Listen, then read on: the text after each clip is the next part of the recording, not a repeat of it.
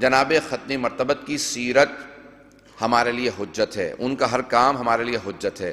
جب ختنی مرتبت سڑک سے گزر رہے ہوتے تھے، اگر پتھر پڑے ہوتے تھے، کانٹے بچھے ہوتے تھے تو آپ پاؤں سے ان کو ایک طرف کر دیتے تھے، راستے سے کانٹوں کو پتھروں کو ایک طرف کر دیتے تھے۔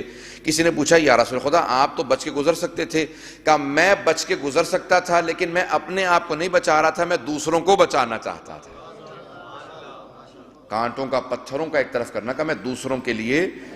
عزیزان گرامی ہمارے لیے ہر فعل پیغمبر اسلام کا حجت ہے، ان کا اس طرح سے پتھروں کو ہٹانا، اس طرح سے کانٹوں کو ہٹانا تاکہ کوئی دوسرا نقصان نہ اٹھا لے۔ عزیزان گرامی ختنی مرتبت نے عام افراد کو تربیت کرنے کے بعد آسمان ہدایت تک پہنچا دیا۔ عزیزان گرامی کسی عام سے انسان کو سلمان بنایا، سلمان کو مسلمان بنایا، مسلمان سے منا اہل البیت بنایا، کسی بے زر کو ابو ذر بنا دیا۔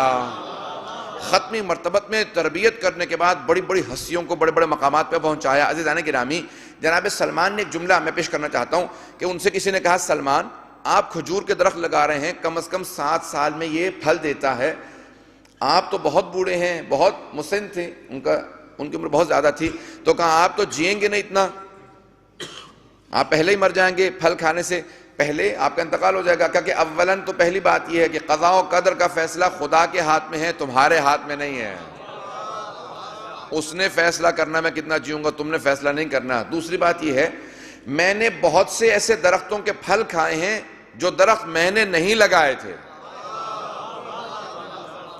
اگر دوسرے میرے لگائے ہوئے درختوں کا پھل کھا لیں گے تو مجھے کون سا فرق پڑ جائے گا۔